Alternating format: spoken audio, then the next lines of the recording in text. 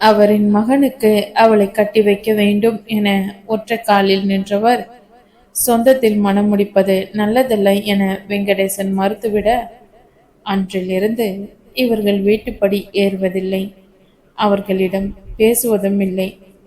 கடந்த 1 வருடமாக பேசுவதில்லை என சொல்லிக் கொண்டாலும் கிடைக்கும் சந்தர்ப்பத்தில் எல்லாம் அலைபேசியில் அழைத்து இவர்கள் மேல் குற்றப்பத்திரிகை ஒன்றை தாக்கல் செய்து விடுவார். அதோடு நிறுத்தினால் பரவாயில்லை. திருமணம் நல்லது கெட்டது என சொந்த பந்தங்கள் சூழ்ந்திருக்கும் இடத்திலெல்லாம் இதே பேச்சை பேசி முடிவில் சண்டையில் கொண்டு வந்து நிறுத்தி விடுவார். அதற்கு பயந்துதான் இந்நிகழ்ச்சியை தந்தை வீட்டில் ஏற்பாடு செய்திருக்கிறார் என மங்கைக்கு புரிய, தந்தையை நினைத்து பரிதாபம் சுரந்தது. அடுத்த ஒரு காரணத்துக்காக மட்டுமே இப்பெண் பார்க்கும் படலத்திற்கு ஒத்துக்கொண்டாள். இதற்கு ஒத்துக்கொண்டாலும் அவள் மனதில் பெரிதாக கற்பனைகள் எதுவும் வைத்து கொள்ளவில்லை. வருவது வரட்டும், எதிர்கொள்ளலாம் என மனப்பான்மையுடன் தான் நடந்து கொண்டாள்.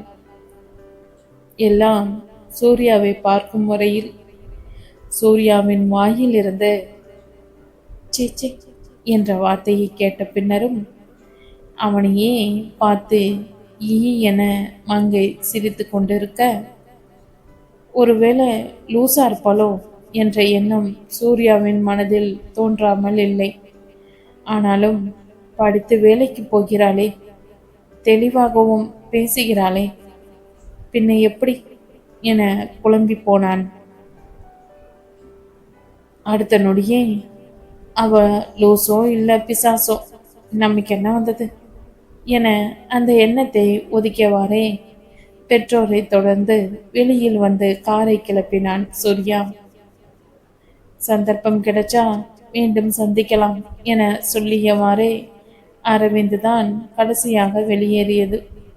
அரவிந்தின் செயலை பார்த்த பத்மாவதி, இத்தனை பண்பானவனை துரத்தி விட்டு விட்டாளே மகள் என மகளை பார்த்து முறைத்தார். அவளோ சற்றும் வருந்தாமல் நின்று கொண்டு இருந்ததை பார்த்ததும் அவரின் இரத்த அழுத்தம் கிடுகிடுவென ஏறியது. மாப்பிள்ளை வீட்டினர் கிளம்பி சென்றதும் தொப்பண்ண சோர்வுடன் சோஃபாவில் வெங்கடேசன் அமர குறிப்பறிந்து தண்ணீர் எடுத்துக்கொண்டு ஓடி வந்தாள் இளைய மகள் அங்கேயர் கண்ணி. உன்னை விட 2 வயசு சின்னவ, இவளுக்கு இருக்கிற அறிவில் கொஞ்சமாவது உனக்கு இருக்கா என பத்மாவதி எப்பொழுதும் போல் பெரியவளை கடிந்து கொள்ள, எல்லாம் இவளால தான், எடுத்ததுமே அபசகுணமா மாப்பிள்ளைக்கு பிடிக்கணும் என தடங்கலா பேசினான் என தங்கையை பார்த்து முறைத்தாள் மங்கை. நான் என்ன சொல்லிட்டு இருக்கேன், நீ என்ன பேசிக்கிட்டு இருக்க என பத்மாவதி கடுப்பாக, அம்மா நான் என்ன லவ் பண்ணி உங்களுக்கு தெரியாம ஓடி போய் கல்யாணம் செஞ்சுக்கிட்டேனா? நீங்க பார்த்து ஓகே சொன்ன நமக்கு ஏத்த ஏதோ குடும்பம், அதுவும் இரட்டை பிறவில ஒருத்தர், அந்த குடும்பத்து பையன்தானே பிடிச்சிருக்குன்னு சொன்னேன் என நியாயம் பேசினாள்.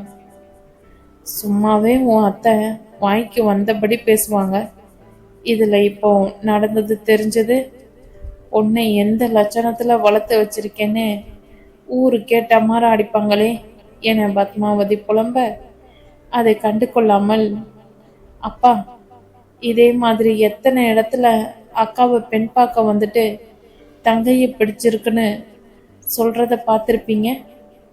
அதை இயல்பா நிறைய பேரும் ஏத்துக்கிட்டு இருக்காங்க.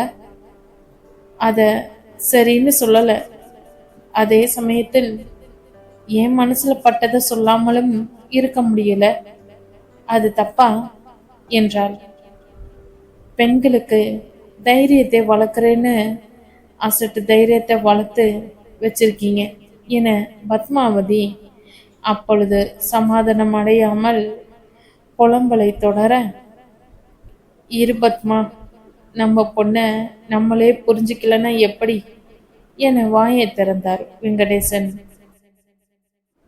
நல்ல குடும்பம், 2 பொண்ணுங்க, இவ தான் பெரியவ, படிச்சு உன்ன மாதிரியே ஐடில பெரிய கம்பெனில வேலைக்கு போறா. அப்பா ஸ்கூல் ஹெட் மாஸ்டர், சொந்தமா வீடு இருக்கு. அவங்க அம்மா வீட்லயே பலகாரம் செய்து பாக்கெட்டு போட்டு விற்கிறாங்க. அப்போ பொண்ணும் பொறுப்பாதான் இருப்பா என அடுக்கிக் கொண்டே சென்றார் கங்கா. அதுவரையில் ஏனோ தானோ என கேட்டுக்கொண்டிருந்த அரவிந்த் பலகாரம் பாக்கெட் போட்டு என மாய வார்த்தைகளில் மயங்கி உடனே பெண் பார்க்க சம்மதித்து விட்டான். அரவிந்துக்கு சாப்பிடுவது என்றால் மிகவும் விருப்பம். அதற்காக அளவே இல்லாமல் கட்டி கொண்டிருக்க மாட்டான். அவனுக்கு உணவு மீது காதல். அதனால் அவனுக்கு ஓர் உணவகம் திறந்து அதில் நல்ல தரமான ஆரோக்கியமான உணவை தர வேண்டும் என்ற ஆசை இருக்கிறது. ஆனால் அவன் பெற்றோர் அதையெல்லாம் திருமணத்துக்கு பின்னர் பார்த்து கொள்ள சொல்லிவிட்டனர். இல்லை என்றால் அவனுக்கு நல்ல இடத்தில் பெண் கிடைக்காது என பயமுறுத்தி வைத்திருந்தனர். அவர்கள் சொன்னதை அரவிந்தால் ஏற்றுக்கொள்ள முடியவில்லை என்றாலும் அவர்கள் மனம் புண்படும் விதத்தில் நடந்து கொள்ள வேண்டாம் என கருதி அமைதியாகிவிட்டான். ஒரு தரம் அவர்கள் மனதுக்கு எதிராக செயல்பட்டு அது தந்த விளைவையே ஆயுளுக்கும் மறக்க முடியாது. இதில் இன்னொன்றா, விரைவில் திருமணம் செய்து கொண்டு அவன் மிகவுமே விரும்பும் உணவகம் தொடங்கும் தொழிலில் கால் பதிக்க வேண்டும் என அன்று முடிவு செய்தான். அதனால்தான் பெண்ணின் தாயார் இப்படி பலகாரம் செய்து விற்கிறார் என தெரிந்ததும் எந்த தொழிலையும் இலக்காரமாக பார்க்க மாட்டார்கள் என உவகை கொண்டான். உடனே பெண் பார்க்கும் படலத்திற்கும் சம்மதித்தான். சில தினங்களுக்கு முன்னால் பொருத்தம் நன்றாக உள்ளது என்று சொன்ன கங்கா இன்று அலர் என்றால் அலறுகிறாரே என மென்முறுவலுடன் அமர்ந்திருந்தான் அரவிந்த். சும்மா இரு கங்கா, இப்படி பேசி இரத்த அழுத்தத்தை ஏத்தாத என நடராஜன் மனைவியை அதட்ட, அதற்கு பிறகு கப்சிப் என அமைதியாகிவிட்டார் கங்கா. நடராஜன் 4 வருடங்களுக்கு முன்னால் இரத்த அழுத்தத்தால் மிகவுமே அவதிப்பட்டார். அதிலிருந்து புலம்பலை நிறையவே குறைத்திருந்தார் கங்கா. இருந்தாலும் அவரால் முற்றிலும் அதை கைவிட முடியவில்லை. கங்கா அளவுக்கு மீறி புலம்ப ஆரம்பித்தால் நடராஜன் உபயோகிக்கும் ஆயுதம்தான் இரத்த அழுத்தம். அதனால் கணவர் அப்படி சொன்னதும் கங்கா புலம்புவதை நிறுத்திவிட்டு வேறு விஷயத்தை பற்றி பேச ஆரம்பித்து விட்டார். வீட்டிலும் அப்படித்தான். சொல்ல வேண்டிய விஷயங்களை மட்டுமே அவரிடம் சொல்வார் கங்கா. எங்கே அவரின் புலம்பலால் தன் கணவருக்கு மீண்டும் உடல்நிலை சரியில்லாமல் போய்விடுமோ என பயந்து எந்த எதிர்மறையான விஷயங்களையும் கணவரின் காதுகளுக்கு எடுத்து செல்வதில்லை. கார் ஓட்டி கொண்டிருந்த தனக்கு அருகில் அமர்ந்திருந்த அரவிந்த் உருவளித்ததை பார்த்த சூர்யா, உனக்கு ரோஷமே இல்லையா என எள்ளும் கொள்ளும் போட்டால் வெடிக்கும் பதத்தில் முகத்தை வைத்து கொண்டு எரிச்சலுடன் வினவினான். பெண் வீட்டில் உருரென்று கோபமாக வெளியேறிய சூர்யாவின் முகத்தில் அதுவரையிலுமே எவ்வித மாற்றமும் இல்லை.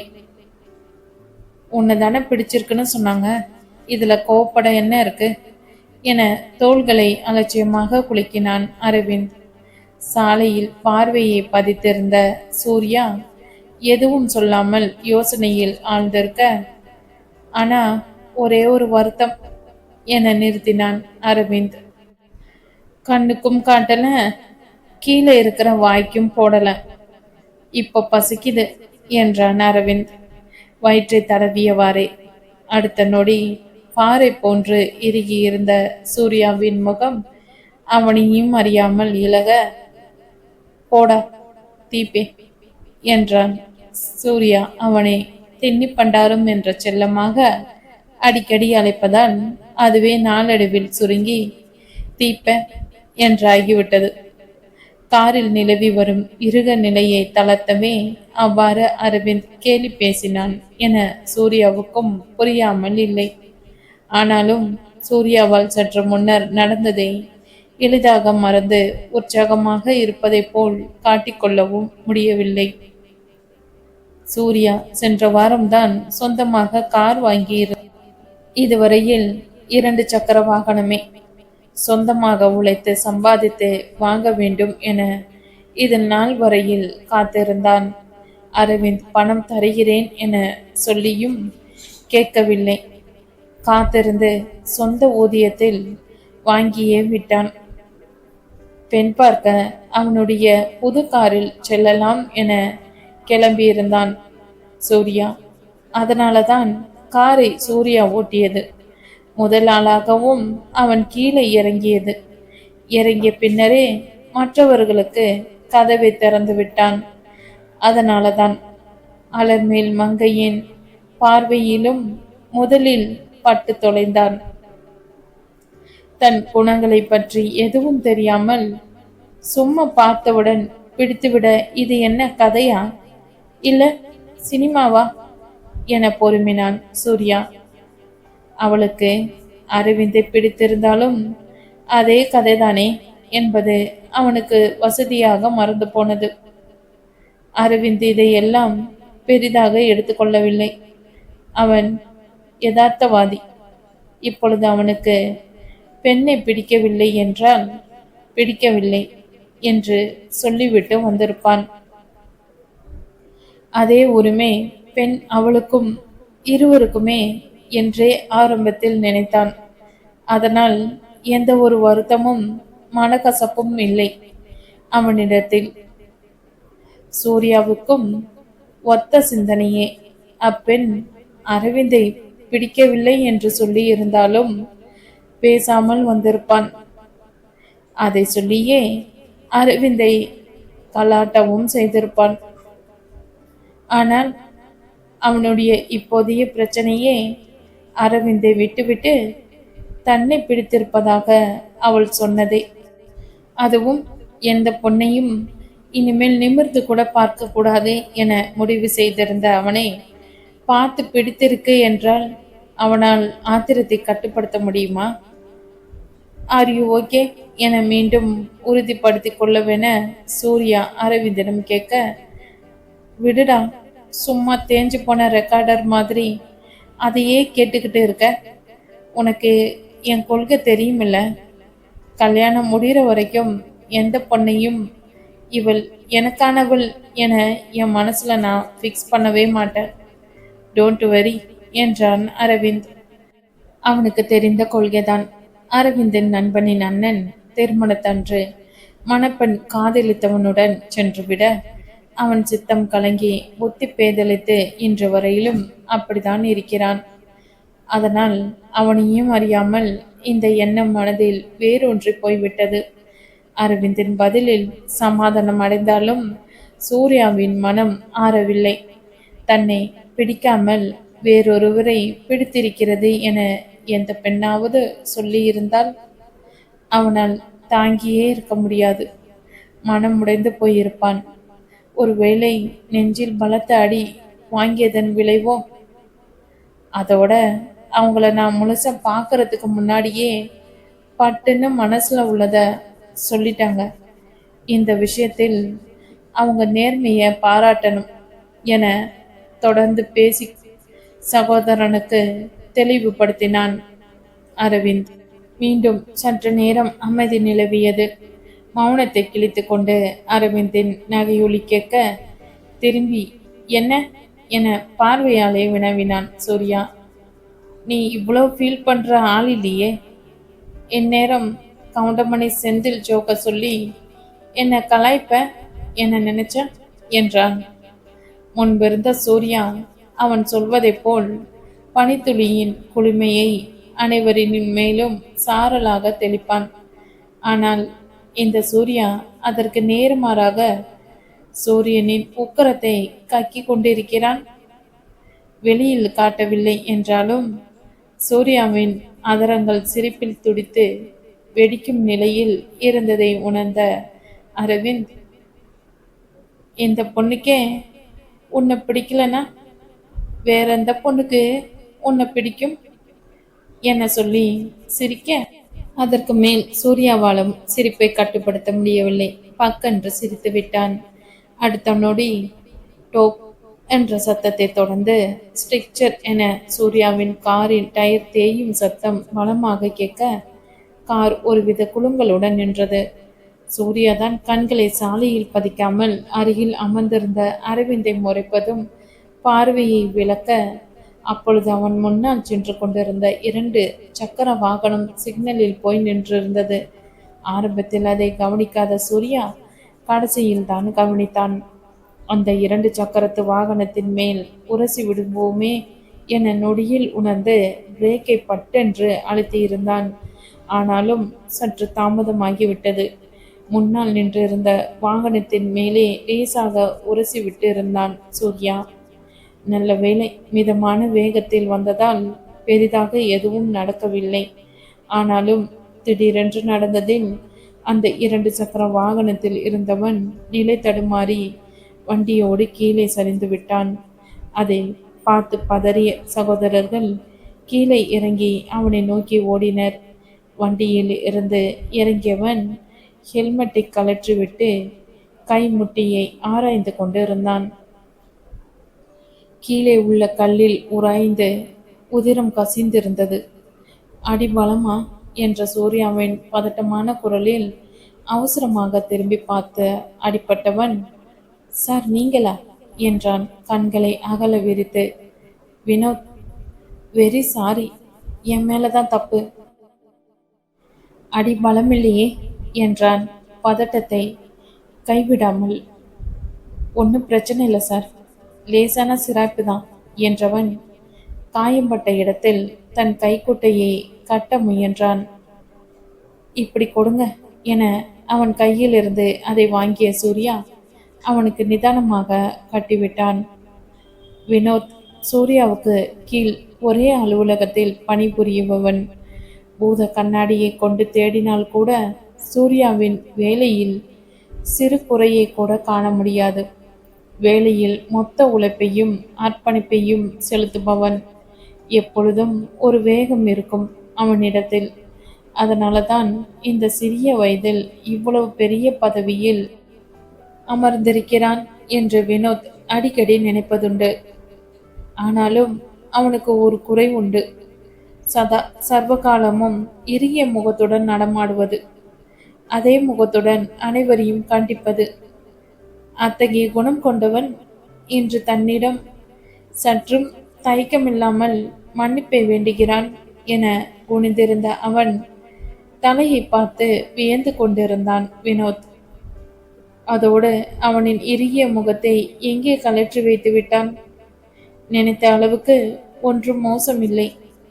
தப்பு செய்தால் உடனே மன்னிப்பு கேட்டு விடுகிறானே என சூர்யாவை நினைத்து ஆச்சரியப்பட்ட வினோத், உங்க புது கார் தான் இப்படி ஆயிடுச்சு என காரின் முன்னால் ஒடுங்கி போய் ஹெட்லைட் கண்ணாடி நொறுங்கி இருந்ததை சுட்டிக்காட்டி வருந்த செய்தான். ஆமாண்டா, ஆனா கொஞ்சம் கூட அந்த கர்வம் இருக்காது. எல்லார்கிட்டையும் ரொம்ப நல்லா பழகுவான். இவன் கோவப்பட்டு பார்த்ததே இல்லை. பெண்கள் கிட்ட எப்பொழுதும் ஒதுங்கியே இருப்பான் என பாராட்டு பத்திரம் வாசித்தான் சூர்யா.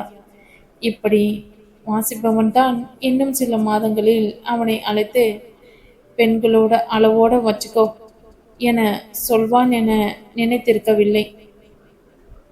ஆமா, வேலை செய்கிற இடத்தில் செம்ம டெரரா இருப்பார் போல என அரவிந்த் குறும்புடன் வினவ, அப்படி இருந்தாதான் இவங்க கிட்ட வேலை நடக்கும் என்றான். வேறொரு அலுவலகத்தில் அவனை விட உயர்ந்த பதவியில் இருக்கும் அரவிந்திடம். அப்படிங்களா பாஸ், முயற்சி செஞ்சு பார்க்குறேன், எனக்கு யூஸ் ஆகும் என சிரித்தவாறே காரில் ஏற அவன் முதுகில் ஒன்றை வைத்துவிட்டு காரில் ஏறினான் சூர்யா. நடந்ததை எல்லாம் காரில் அமர்ந்தவாறே பார்த்து கொண்டிருந்த கங்காவின் மொத்த கோபமும் மங்கையின் பக்கம் திரும்பியது. அவள் மட்டும் குளறுபடி செய்யாமல் இருந்திருந்தால் அங்கிருந்து இப்படி அவசர அவசரமாக கிளம்ப தேவை இருந்திருக்காது. இத்தனை மனவேதனையும் மன உளைச்சலும் இருந்திருக்காது. தேவையில்லாமல் இவ்விபத்தும் நிகழ்ந்திருக்காது. நல்ல வேளை, தெரிந்தவன் என்பதால் பெரிதாக பிரச்சனை இல்லாமல் போனது. இதே வேறு யாராவது இருந்திருந்தால் இந்நேரம் போலீஸ் கேஸ் என அல்லாட வேண்டி இருந்திருக்கும். வினோத்திடம் விடை பெற்று கொண்டு காரில் ஏறிய மகன்களிடம், எல்லாமே அபசகுணமா நடக்குது. இனிமே அந்த மேனாமினிக்கிய பத்தி யாரும் பேசக்கூடாது. நடந்ததை ஒரு கெட்ட கனவா நினைச்சு இதோட மறந்துடலாம் என்றார் அரவிந்தை பார்த்தவாறே. எனக்கு ஒன்றுமில்லை என்பதை போல் தோள்களை குலுக்கிக் கொண்டான் சூர்யா. அபசகுணம் என்பது எல்லாம் அரவிந்திற்கு உடன்பாடு இல்லாவிடினும் அன்னை சொன்னதற்கு எவ்வித மறுப்பும் தெரிவிக்காமல் சரிமா என தலையை ஆட்டிக்கொண்டான். எந்த பொண்ணை பற்றி இனிமேல் பேச வேண்டாம் என்று கங்கா சொன்னாரோ அந்த பெண்ணிடமே நேரில் பேச நேரும் என அரவிந்த் கனவிலும் நினைக்கவில்லை. அதுவும் மறுநாள் அரவிந்த் தன் அலுவலகத்தில் மும்முரமாக வேலை செய்து களைத்து போயிருந்தான். ஏதாவது சாப்பிட்டால் நன்றாக இருக்குமே என நாவில் எச்சி ஊற உணவை பற்றிய கனவுகளுடன் சோம்பல் முறித்தான். அரவிந்திற்கு எதையாவது குறித்தால் அடுத்த நொடியே அவனது சோர்வெல்லாம் காற்றில் எடுத்த பஞ்சாய் பறந்துவிடும். புதுப்பிக்கப்பட்ட புத்துணர்ச்சியுடன் மீண்டும் வேலையில் முழு மூச்சாக இறங்கி விடுவான். கை கடிகாரத்தை திருப்பி பார்க்க மணி 4 என காட்டியது. இந்த அம்மா டிஃபன் பாக்ஸ் சின்னதாக்கிட்டே போறாங்க. வளர்ற பையனோட வளர்ச்சி தளர்ச்சி அடையாது என மனதிற்குள் பேச, அவன் மனசாட்சியோ, டே உன் வயிறு சைஸு தான் பெருசாயிட்டே போகுது, அப்புறம் கல்யாணம் எப்படி நடக்கும் என அலறியது. சரி சரி, இந்த டிஃபன் பாக்ஸ் சைஸ் போதும் என தன்னையே சமாதானம் செய்து கொண்ட அரவிந்த் தண்ணீரை வாயில் சரித்து கொண்டான். சாப்பிடவில்லை என்றால் பரவாயில்லை, ஏதாவது குடித்தால் தேவலாம் என சற்றே இறங்கி வந்தான். அந்த நொடியில் அரவிந்த், உங்களுக்கு விசிட்டர்ஸ் என அலுவலகத்தில் உடன் பணிபுரிபவன் ஒருவன் வந்து கதவை தட்டிவிட்டு சொல்லி சென்றான். அவனை தொடர்ந்து வந்த நண்பன் வருண், யாருடா அந்த பொண்ணு, செம்ம ஃபிகர் என மெதுவாக அவன் அறையில் கதவருகில் நின்று கிசுகிசுத்தான்.